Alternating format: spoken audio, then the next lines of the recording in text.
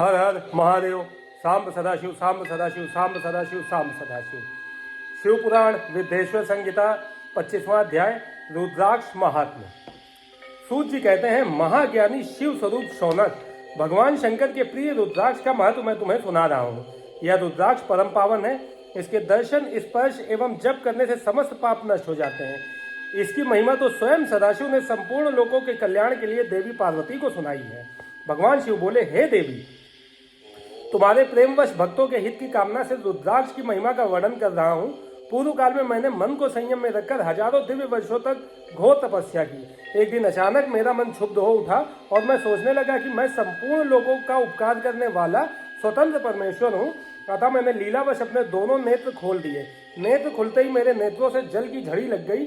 उसी से गौड़ देश से लेकर मथुरा, अयोध्या, काशी, लंका, मलयाचल पर्वत आदि स्थानों में रुद्राक्षों के पेड़ उत्पन्न हो गए। तभी से इनका महात्म्य बढ़ गया और वेदों में इनकी महिमा का वर्णन किया गया। इसलिए रुद्राक्ष की माला समस्त पापों का नाश कर भक्ति मुक्ति देने वाली है। ब्राह्मण, वैश्य, क्षत्रिय और शूद्र जातियों में जिन्हें शिव भक्त सफेद, लाल, पीले या काले रुद्राक्ष धारण करें। मनुष्यों को जाति अनुसार ही रुद्राक्ष धारण करना चाहिए। आंवले के फल के बराबर रुद्राक्ष को श्रेष्ठ माना जाता है। बेर के फल के बराबर को मध्यम श्रेणी का और चने के आकार के रुद्राक्ष को निम्न श्रेणी का माना जाता है। हे देवी, बेर के समान रुद्राक्ष छोटा होने पर भी लोक में उत्तम फल देने वाला होता है तथा सुख सौभाग्य की वृद्धि करने वाला होता है। जो रुद्राक्ष आंवले के बराबर है वह सभी अनिष्टों का विनाश करने वाला तथा सभी मनोरथों को पूर्ण करने वाला होता है। रुद्राक्ष जैसे जैसे छोटा होता है वैसे अधिक फल देने वाला होता है। पापों का नाश करने के लिए रुद्राक्ष धारण अवश्य करना चाहिए। यह संपूर्ण अभीष्ट फलों की प्राप्ति सुनिश्चित करता है। लोक में मंगलमय रुद्राक्ष जैसा फल देने वाला कुछ भी नहीं है। समान आकार वाले चिकने, गोल, मजबूत, मोटे, कांटेदार रुद्राक्ष, उभरे हुए छोटे छोटे दानों वाले रुद्राक्ष सब मनोरथ सिद्धि एवं भक्ति मुक्ति दायक है। किंतु कीड़ों द्वारा खाए गए टूटे फूटे कांटों से युक्त तथा जो पूरा गोल न हो, इन 5 प्रकार के रुद्राक्षों का त्याग करें। जिस रुद्राक्ष में अपने आप डोरा पिरोने के लिए छेद हो वही उत्तम माना गया है। जिसमें मनुष्य द्वारा छेद किया हो उसे मध्यम श्रेणी का माना जाता है। इस जगत में 1100 रुद्राक्ष धारण करके मनुष्य जो फल पाता है उसका वर्णन नहीं किया जा सकता। भक्तिमान पुरुष 550 रुद्राक्ष के दानों का मुकुट बना ले और उसे सर पर धारण करे। 360 दानों का हार बना ले। ऐसे 3 हार बनाकर उनका यज्ञोपवीत धारण करें। महर्षियों, सिर पर ईशान मंत्र से, कान में तत्पुरुष मंत्र से रुद्राक्ष धारण करना चाहिए। गले में रुद्राक्ष, मस्तक पर त्रिपुंडधारी रुद्राक्ष पहने। ओम नमः शिवाय मंत्र का जाप करने वाला मनुष्य यमपुर को नहीं जाता। रुद्राक्ष माला पर मंत्र जपने का करोड़ गुना फल मिलता है। 3 मुख वाला रुद्राक्ष साधन सिद्ध करता है एवं विद्याओं में निपुण बनाता है। 4 मुख वाला रुद्राक्ष ब्रह्म स्वरूप है। इसके दर्शन एवं पूजन से नर हत्या का पाप छूट जाता है। यह धर्म, अधर्म, काम, मोक्ष आदि चारों पुरुषार्थों का फल देता है। 5 मुख वाले रुद्राक्ष को कालाग्नि अर्थात पंचमुखी कहा जाता है। यह सर्व कामनाएं पूर्ण कर मोक्ष प्रदान करता है। अभोग्य स्त्रियों को भोगने के पाप तथा भक्षण के पापों से मुक्त हो जाता है। 6 मुखी रुद्राक्ष कार्तिकेय का स्वरूप है। इसको सीधी बाह में बांधने से ब्रह्म हत्या के दोष से मुक्ति मिल जाती है। सप्तमुखी रुद्राक्ष धारण करने से धन की प्राप्ति होती है। 8 मुखों वाला रुद्राक्ष भैरव का स्वरूप है। इसे धारण करने से लंबी आयु प्राप्त होती है और मरने पर शिव पद प्राप्त होता है। 9 मुखों वाला रुद्राक्ष भैरव तथा कपिल मुनि का स्वरूप माना जाता है और भगवती दुर्गा उसकी अधिष्ठात्री देवी मानी गई हैं। इसे बाएं हाथ में धारण करने से समस्त वैभवों की प्राप्ति होती है। 10 मुख वाला रुद्राक्ष साक्षात भगवान विष्णु का स्वरूप है। इसे धारण करने से सभी मनोरथ पूर्ण हो जाते हैं। 11 मुख वाला रुद्राक्ष रुद्र रूप है। इसको धारण करने से मनुष्य को सब स्थानों पर विजय मिलती है। 12 मुख वाले रुद्राक्ष को बालों में धारण करने से मस्तक पर 11 सूर्यों के समान तेज प्राप्त होता है। 13 मुख वाला रुद्राक्ष विश्व देवों का स्वरूप है। इसे धारण करने से सौभाग्य और मंगल का लाभ मिलता है। 14 मुख वाला रुद्राक्ष साक्षात शिव स्वरूप है। इसे भक्ति पूर्वक मस्तक पर धारण करने से समस्त पापों का नाश हो जाता है। इस प्रकार मुखों के भेद से रुद्राक्ष के 14 भाग बताए गए हैं। हे पार्वती जी, अब मैं तुम्हें रुद्राक्ष धारण के मंत्र सुनाता हूँ। 1 ओम ह्रीं नमः, 2 ओम नमः, 3 क्लीं नमः, 4 ओम ह्रीं नमः, 5 ओम ह्रीं नमः, 6 ओम ह्रीं हुं नमः, 7 ओम हुं नमः, 8 ओम हुं नमः, 9 ओम हुं नमः, 10 ओम ह्रीं हुं नमः, 11 ओम ह्रीं हुं नमः, 12 ओम हुं नमः, 13 ओम क्रों क्षौरो नमः तथा 14 ओम ह्रीं नमः। इन 14 मंत्रों द्वारा क्रमशः 1 से लेकर 14 मुख वाले रुद्राक्ष को धारण करने का विधान है। साधक को नींद और आलस्य का त्याग कर श्रद्धा भक्ति से मंत्रों द्वारा रुद्राक्ष धारण करना चाहिए। रुद्राक्ष की माला धारण करने वाले मनुष्य को देखकर भूत प्रेत पिशाच डाकिनी शाकिनी दूर भाग जाते हैं। रुद्राक्षधारी पुरुष को देखकर स्वयं मैं, भगवान विष्णु, देवी दुर्गा, गणेश, सूर्य तथा अन्य देवता भी प्रसन्न हो जाते हैं। इसलिए धर्म की वृद्धि के लिए भक्ति पूर्वक मंत्रों द्वारा विधिवत रुद्राक्ष धारण करना चाहिए। मुनीश्वर, भगवान शिव ने देवी पार्वती से जो कुछ कहा था वह मैंने आपको कह सुनाया है। मैंने आपके समक्ष विद्येश्वर संहिता का वर्णन किया है। यह संहिता संपूर्ण सिद्धियों को देने वाली है तथा भगवान शिव की आज्ञा से मोक्ष प्रदान करने वाली है। जो मनुष्य इसे नित्य पढ़ते अथवा सुनते हैं वे पुत्र पौत्रादि के सुख भोगकर सुखमय जीवन व्यतीत करके अंत में शिव रूप होकर मुक्त हो जाते हैं। हर हर महादेव। सांब सदाशिव, सांब सदाशिव, सांब सदाशिव, सांब सदाशिव। श्री रुद्र संहिता प्रथम खंड पहला अध्याय, ऋषिगणों की वार्ता। जो विश्व की उत्पत्ति, स्थिति और लय आदि के एकमात्र कारण हैं, गिरिराज कुमारी उमा के पति हैं, जिनकी कीर्ति का कहीं अंत नहीं है, जो माया के आश्रय होकर भी उससे दूर है तथा जिनका स्वरूप दुर्लभ है। मैं उन भगवान शंकर की वंदना करता हूँ जिनकी माया विश्व की सृष्टि करती है। जैसे लोहा चुंबक से आकर्षित होकर उसके पास ही लटकता रहता है, उसी प्रकार ये सारे जगत जिसके आसपास ही भ्रमण करते हैं। जिन्होंने इन प्रपंचों को रचने की विधि बताई है, जो सभी के भीतर अंतर्यामी रूप से विराजमान है, मैं उन भगवान शिव को नमन करता हूँ। ऋषि बोले, हे सूत जी, अब आप हमसे भगवान शिव व पार्वती के परम उत्तम व दिव्य स्वरूप का वर्णन कीजिए। सृष्टि की रचना से पूर्व, सृष्टि के मध्यकाल व अंतकाल में महेश्वर किस प्रकार व किस रूप में स्थित होते हैं। सभी लोगों का कल्याण करने वाले भगवान शिव कैसे प्रसन्न होते हैं तथा प्रसन्न होने पर अपने भक्तों को कौन कौन से उत्तम फल देते हैं। हमने सुना है कि भगवान शिव महान दयालु हैं, अपने भक्तों को कष्ट में नहीं देख सकते। ब्रह्मा, विष्णु और महेश तीनों देवता शिव जी के अंग से ही उत्पन्न हुए हैं। हम पर कृपा कर शिव जी के प्राकट्य, देवी उमा की उत्पत्ति, शिव उमा विवाह, गृहस्थ धर्म एवं शिव जी के अनंत चरित्रों को सुनाइए। सूत जी बोले, हे ऋषियों, आप लोगों के प्रश्न पतित पावनी श्री गंगा जी के समान हैं। ये सुनने वाले, कहने वाले और पूछने वाले इन तीनों को पवित्र करने वाले हैं। आपकी इस कथा को सुनने की आंतरिक इच्छा है, इसलिए आप धन्यवाद के पात्र हैं। ब्राह्मणों, भगवान शंकर का रूप साधु, राजसी और तामसी तीनों प्रकृति के मनुष्यों को सदा आनंद प्रदान करने वाला है।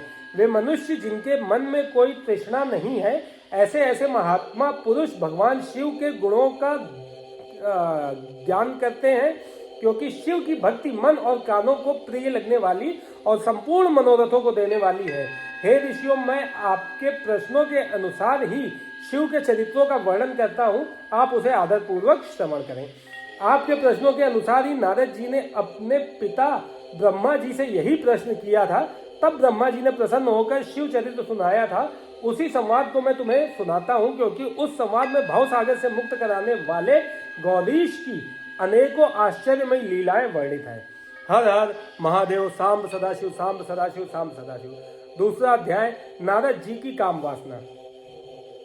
सूत जी बोले, हे ऋषियों, एक समय की बात है। ब्रह्मापुत्र नारद जी हिमालय पर्वत की एक गुफा में बहुत दिनों से तपस्या कर रहे थे।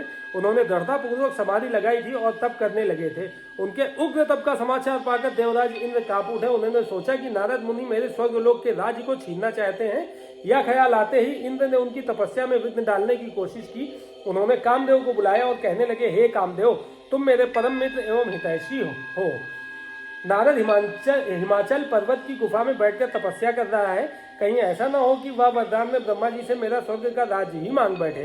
अब तुम वहां जाकर उसका तप भंग कर दो। यह आज्ञा पाकर कामदेव वसंत को साथ ले बड़े गर्व से उस स्थान पर गए और अपनी सारी कलाएं रच डाली। कामदेव और वसंत के बहुत प्रयत्न करने पर भी नारद मुनि के मन में कोई विकार उत्पन्न नहीं हुआ। महादेव जी के अनुग्रह से उन दोनों का गर्व चूर्ण हो गया। ऐसा इसलिए हुआ क्योंकि महादेव जी की कृपा से नारद मुनि पर कामदेव का कोई प्रभाव नहीं पड़ा था। पहले उस आश्रम में भगवान शिव ने भी तपस्या की थी। उसी स्थान पर उन्होंने ऋषि मुनियों की तपस्या का नाश करने वाले कामदेव को भस्म कर डाला था। कामदेव को भस्म देखकर उनकी पत्नी रति ने बिलखते हुए भगवान शंकर से उन्हें जीवित करने की प्रार्थना की तथा सभी देवता भी शिव जी से प्रार्थना करने लगे। तो भगवान महादेव जी ने कहा था कि कुछ समय पश्चात कामदेव स्वयं जीवित हो जाएंगे, किंतु इस स्थान पर और इसके आसपास जहां तक भस्म दिखाई देती है वहां तक की पृथ्वी पर कामदेव की माया और काम बाण का कोई प्रभाव नहीं पड़ेगा। इस प्रकार उस स्थान से कामदेव लज्जित होकर वापस लौट आया। देवराज इंद्र ने जब यह सुना कि नारद जी पर कामदेव का कोई प्रभाव नहीं पड़ा तो उन्होंने नारद जी की खूब प्रशंसा की। भगवान शिव की माया के कारण वे भूल गए थे कि शिव जी के शाप के कारण उस स्थान पर कामदेव की माया नहीं चल सकती। नारद जी भी भगवान शिव की कृपा से बहुत समय तक तपस्या करते रहे।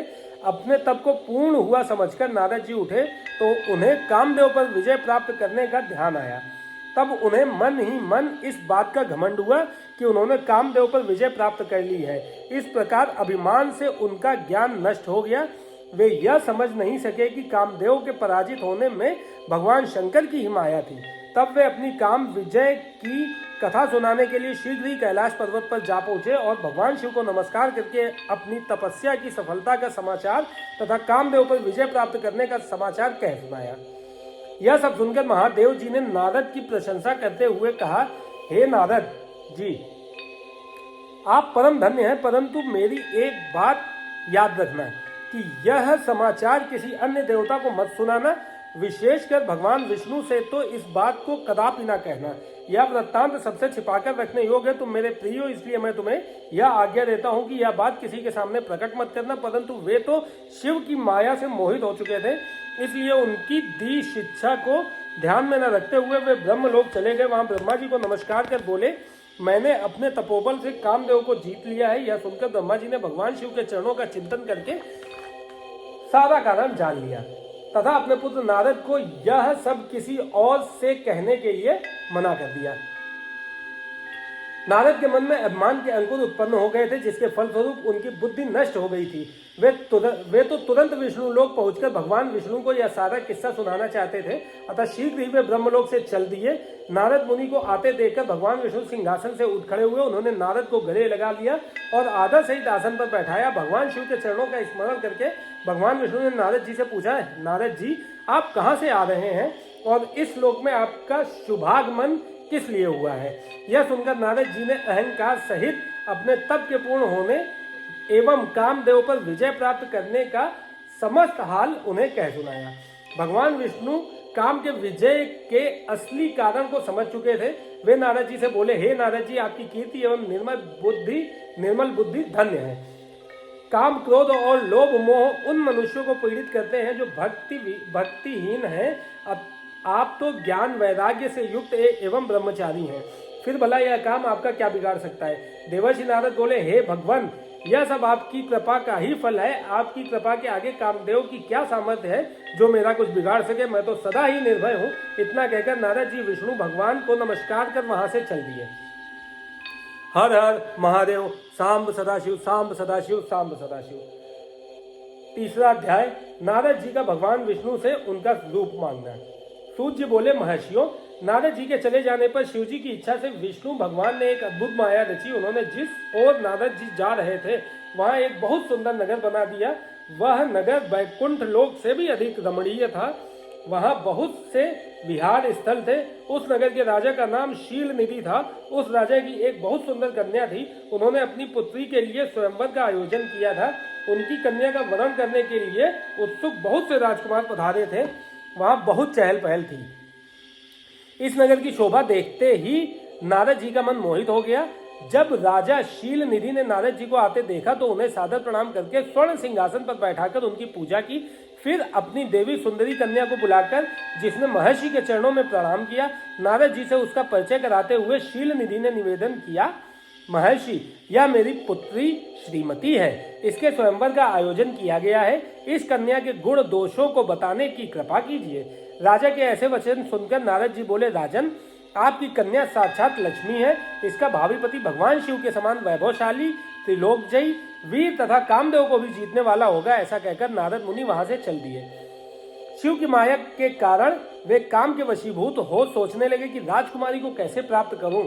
स्वयंवर में आए सुंदर एवं वैभवशाली राजाओं को छोड़कर भला यह मेरा वरण कैसे करेगी। वे सोचने लगे कि नारियों को सौंदर्य बहुत प्रिय होता है। सौंदर्य को देखकर ही श्रीमती मेरा वरण कर सकती है। ऐसा विचार कर नारद जी फिर विष्णु लोक में जा पहुंचे और उन्हें राजा शील निधि की कथा कन्या के स्वयंवर के बारे में बताया तथा उस कन्या के साथ विवाह करने की इच्छा व्यक्त की। उन्होंने भगवान विष्णु से प्रार्थना की कि वे अपना रूप उन्हें प्रदान करें ताकि श्रीमती उन्हें ही वरे। सूत जी कहते हैं, महर्षियों, नारद मुनि की ऐसी बात सुनकर भगवान मधुसूदन हंस पड़े और भगवान शंकर के प्रभाव का अनुभव करके उन्होंने इस प्रकार उत्तर दिया। भगवान विष्णु बोले, हे नारद, वहां आप अवश्य जाइए। मैं आपका हित उसी प्रकार करूंगा जिस प्रकार पीड़ित व्यक्ति का श्रेष्ठ वैद्य करता है, क्योंकि तुम मुझे विशेष प्रिय हो। ऐसा कहकर भगवान विष्णु ने नारद मुनि को वानर का मुख तथा शेष अंगों को अपना मनोहर प्रदान कर दिया। तब नारद जी अत्यंत प्रसन्न होते हुए अपने को परम सुंदर समझकर शीघ्र ही स्वयंवर में आ गए और उस राज्य सभा में जा बैठे।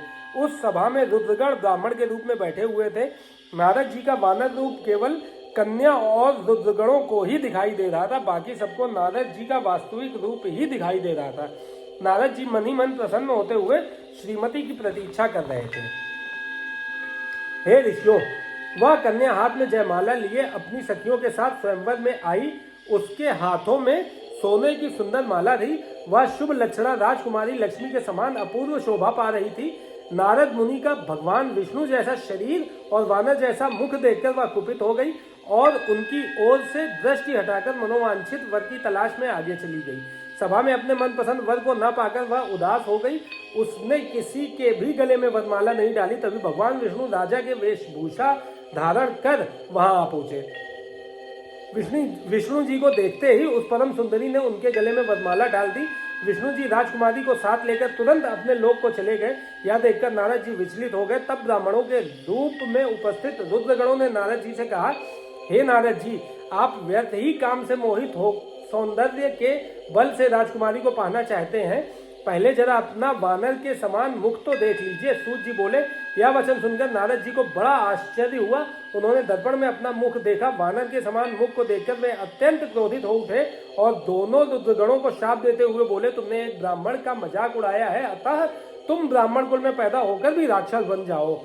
यह सुनकर वे शिवगण कुछ नहीं बोले, बल्कि इसे भगवान शिव की इच्छा मानते हुए उदासीन भाव से अपने स्थान को चले गए और भगवान शिव की स्तुति करने लगे। हर हर महादेव। सांब सदाशिव, सांब सदाशिव, सांब सदाशिव। चौथा अध्याय, नारद जी का भगवान विष्णु को शाप देना।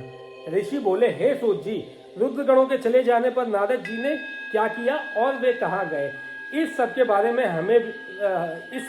में भी हमें बताइए।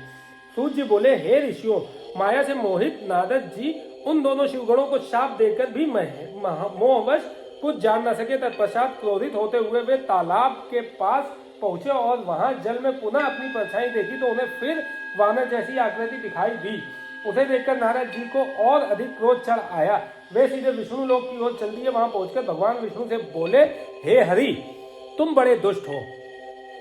अपने कपट से विश्व को मोहने वाले तुम दूसरों को सुखी होता नहीं देख सकते। तभी तो तुमने सागर मंथन के समय मोहिनी का रूप धारण कर दैत्यों से अमृत का कलश छीन लिया था और उन्हें अमृत की जगह मदिरा पिलाकर पागल बना दिया था। यदि उस समय भगवान शंकर दया करके विष को ना पीते तो तुम्हारा सारा कपट प्रकट हो जाता। तुम्हें कपट पूर्ण चालें अधिक प्रिय हैं। भगवान महादेव जी ने ब्राह्मणों को सर्वोपरि बताया है। आज तुम्हें मैं ऐसी सीख दूंगा जिससे तुम फिर कभी कहीं भी ऐसा कार्य नहीं कर सकोगे। अब तक तुम्हारा किसी शक्तिशाली मनुष्य से पाला नहीं पड़ा, इसलिए तुम निडर बने हुए हो, परंतु अब तुम्हें तुम्हारी करनी का पूरा फल मिलेगा। माया मोहित नारद जी क्रोध से खिन्न थे। वे भगवान विष्णु को शाप देते हुए बोले, विष्णु, तुमने स्त्री के लिए मुझे व्याकुल किया है, तुम सभी को मोह में डालते हो। तुमने राजा का रूप धारण करके मुझे छला है, इसलिए मैं तुम्हें शाप देता हूं कि तुम्हारे जिस रूप ने कपट पूर्वक मुझे छला है, तुम्हें वही रूप मिले। तुम राजा होगे और इसी तरह स्त्री का वियोग भोगोगे जिस तरह मैं भोग रहा हूं। तुमने जिन वानरों के समान मेरी आकृति बना दी, वही वानर तुम्हारी सहायता करेंगे। तुम दूसरों को स्त्री वियोग का दुख देते हो, इसलिए तुम्हें भी यही दुख भोगना पड़ेगा। तुम्हारी स्थिति अज्ञान से मोहित मनुष्य जैसी हो जाएगी। अज्ञान से मोहित नारद जी का शाप विष्णु भगवान ने स्वीकार कर लिया। तत्पश्चात उन्होंने महालीला करने वाली मोहिनी माया को समाप्त कर दिया। माया के जाते ही नारद जी का खोया हुआ ज्ञान लौट आया और उनकी बुद्धि पहले की तरह हो गई। उनकी सारी व्याकुलता चली गई तथा मन में आश्चर्य उत्पन्न हो गया। यह सब जानकर नारद जी बहुत पछताने लगे और अपने को धिक्कारते हुए भगवान विष्णु के चरणों में गिर पड़े और उनसे क्षमा मांगने लगे। नारद जी कहने लगे कि मैंने अज्ञानवश होकर और माया के कारण आपको जो शाप दे दिया है वह झूठा हो जाए। भगवान, मेरी बुद्धि खराब हो गई थी जो मैंने आपके लिए बुरे वचन अपनी जबान से निकाले। मैंने बहुत बड़ा पाप किया है। हे प्रभु, मुझ पर कृपा कर मुझे ऐसा कोई उपाय बताइए जिससे मेरा सारा पाप नष्ट हो जाए। कृपया मुझे प्रायश्चित का तरीका बताइए। तब श्री विष्णु ने उन्हें उठाकर मधुर वाणी में कहा, हे महर्षि, आप दुखी ना हो। आप मेरे श्रेष्ठ भक्त हैं, इसमें कोई संदेह नहीं है। नारद जी, आप चिंता मत कीजिए। आप परम धन्य हैं। आपने अहंकार के वशीभूत होकर भगवान शिव की आज्ञा का पालन नहीं किया था, इसलिए उन्होंने ही आपका गर्व नष्ट करने के लिए यह लीला रची थी। वे निर्गुण और निराकार हैं और सत, रज और तम आदि गुणों से परे हैं। उन्होंने अपनी माया से ब्रह्मा, विष्णु और महेश तीनों रूपों को प्रकट किया है। निर्गुण अवस्था में उन्हीं का नाम शिव है। वे ही परमात्मा, परमेश्वर, परब्रह्म, अविनाशी, अनंत और महादेव नामों से जाने जाते हैं। उन्हीं की आज्ञा से ब्रह्मा जी जगत के सृष्टा हैं। मैं तीनों लोगों का पालन करता हूँ और शिव जी रुद्र रूप में सबका संहार करते हैं। वे शिव स्वरूप सबके साक्षी हैं। वे माया से भिन्न और निर्गुण हैं। वे अपने भक्तों पर सदा दया करते हैं। मैं तुम्हें समस्त पापों का नाश करने वाला, भोग एवं मोक्ष प्रदान करने वाला उपाय बताता हूँ। अपने सारे शकों एवं चिंताओं को त्याग कर भगवान शंकर की यश और कीर्ति का गुणगान करो और सदा अनन्य भाव से शिव जी के शत नाम स्तोत्र का पाठ करो। उनकी उपासना करो तथा प्रतिदिन उनकी पूजा अर्चना करो। जो मनुष्य शरीर, मन और वाणी द्वारा भगवान शिव की उपासना करते हैं उन्हें पंडित या ज्ञानी कहा जाता है। जो मनुष्य शिव जी की भक्ति करते हैं उन्हें संसार रूपी भव सागर से तत्काल मुक्ति मिल जाती है। जो लोग पाप रूपी दावानल से पीड़ित हैं उन्हें शिव नाम रूपी अमृत का पान करना चाहिए।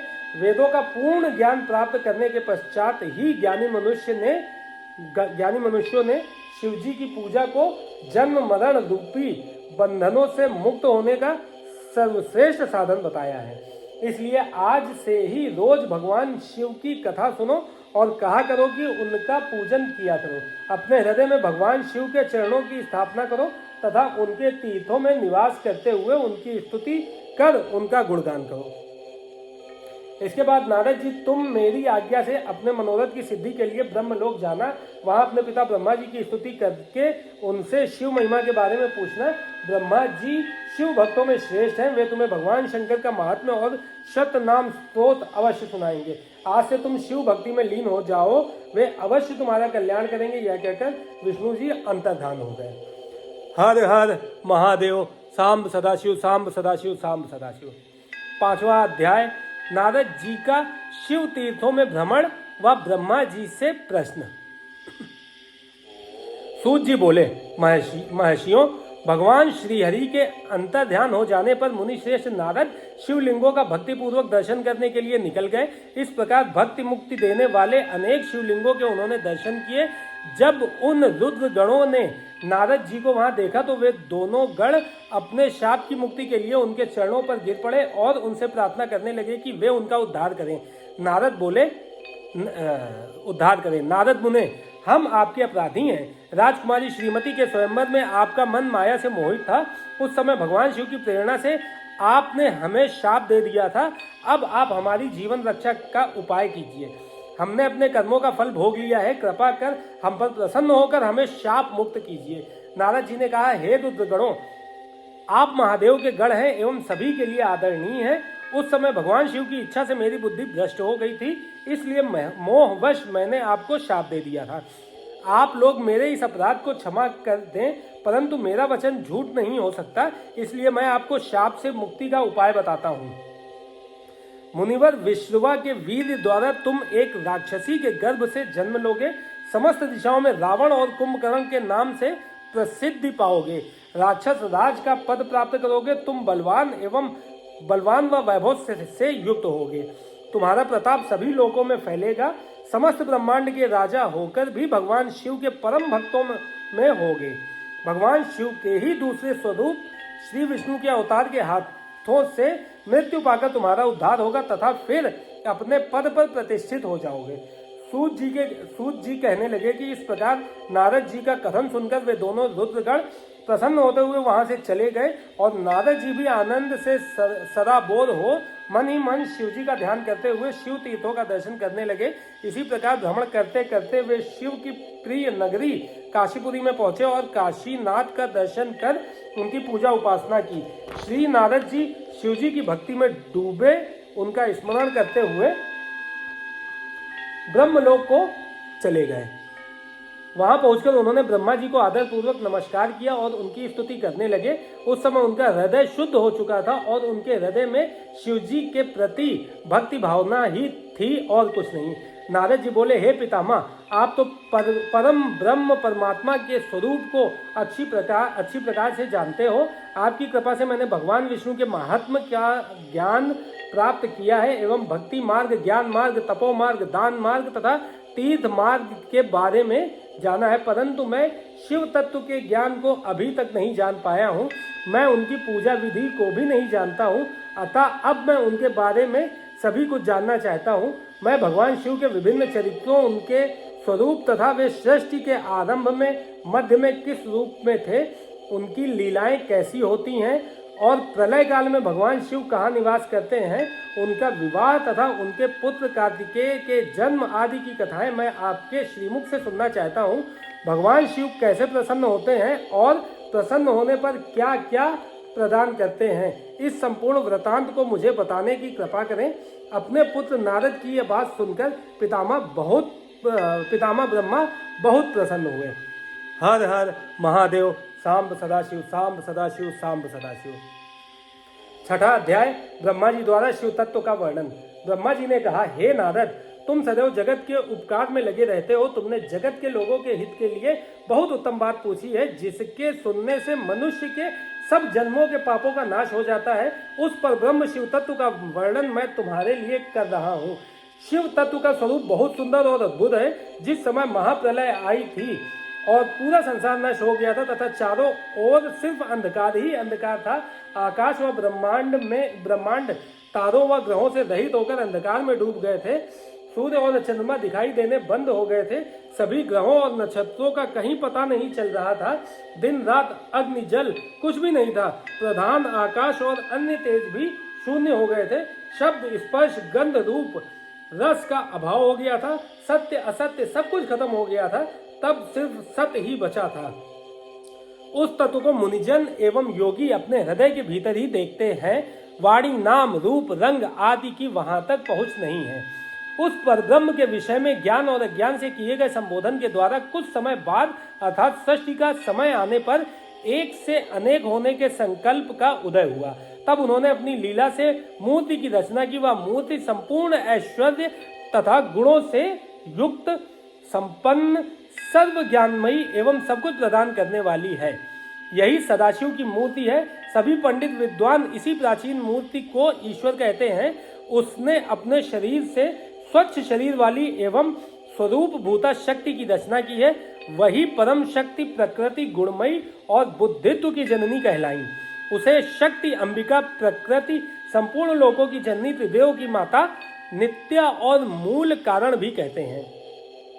उसकी 8 भुजाओं एवं मुख की शोभा विचित्र है। उसके मुख के सामने चंद्रमा की कांति भी क्षीण हो जाती है। विभिन्न प्रकार के आभूषण एवं गतियां देवी की शोभा बढ़ाती हैं। वे अनेक प्रकार के अस्त्र शस्त्र धारण किए हुए हैं। सदाशिव को ही सब मनुष्य परम पुरुष ईश्वर शिव शंभु और महेश्वर कहकर पुकारते हैं। उनके मस्तक पर गंगा, भाल में चंद्रमा और मुख में 3 नेत्र शोभा पाते हैं। उनके 5 मुख हैं तथा 10 भुजाओं के स्वामी एवं त्रिशूलधारी हैं। वे अपने शरीर में भस्म लगाए हैं। उन्होंने शिवलोक नामक क्षेत्र का निर्माण किया है। यह परम पावन स्थान काशी नाम से जाना जाता है। यह परम मोक्षदायक स्थान है। इस क्षेत्र में परमानंद रूप शिव पार्वती सहित निवास करते हैं। शिव और शिवा ने प्रलय काल में भी उस स्थान को नहीं छोड़ा, इसलिए शिवजी ने इसका नाम आनंद वन रखा है। एक दिन आनंद वन में घूमते समय शिव शिवा के मन में किसी दूसरे पुरुष के रचना करने की इच्छा हुई। तब उन्होंने सोचा कि इसका भार किसी दूसरे व्यक्ति को सौंपकर हम यहीं काशी में विराजमान रहेंगे। ऐसा सोचकर उन्होंने अपने वाम भाग के 10वें अंग पर अमृत मल दिया, जिससे एक सुंदर पुरुष वहां प्रकट हुआ, जो शांत और सत्व गुणों से युक्त एवं गंभीरता का अथाह सागर था। उसकी कांति इंद्रनील मणि के समान श्याम थी।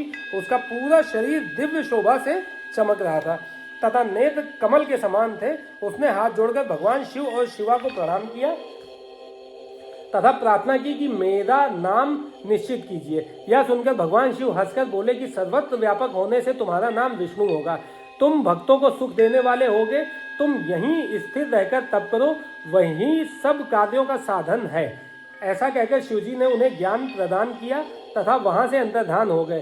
तब विष्णु जी ने 12 वर्ष तक वहां दिव्य तप किया। तपस्या के कारण उनके शरीर में अनेक जलधाराएं निकलने लगी। उस जल से सारा सोना आकाश व्याप्त हो गया। वह ब्रह्म रूप जल अपने स्पर्श मात्र से पापों का नाश करने वाला था। उस जल में भगवान विष्णु ने स्वयं शयन किया। नाद अर्थात जल में निवास करने के कारण ही वे नारायण कहलाए। तभी से उन महात्मा से सब तत्वों की उत्पत्ति हुई। पहले प्रकृति से महान और उससे 3 गुण उत्पन्न हुए तथा उनसे अहंकार उत्पन्न हुआ। उससे शब्द, स्पर्श, रूप, रस और गंध एवं 5 भूत प्रकट हुए। उनसे ज्ञानेन्द्रियां एवं कर्मेंद्रियां बनी। उस समय एकाकार 24 तत्व प्रकृति से प्रकट हुए एवं उनको ग्रहण करके परम पुरुष नारायण भगवान शिवजी की इच्छा से जल में सो गए। हर हर महादेव। सांब सदाशिव, सांब सदाशिव, सांब सदाशिव, सांब सदाशिव।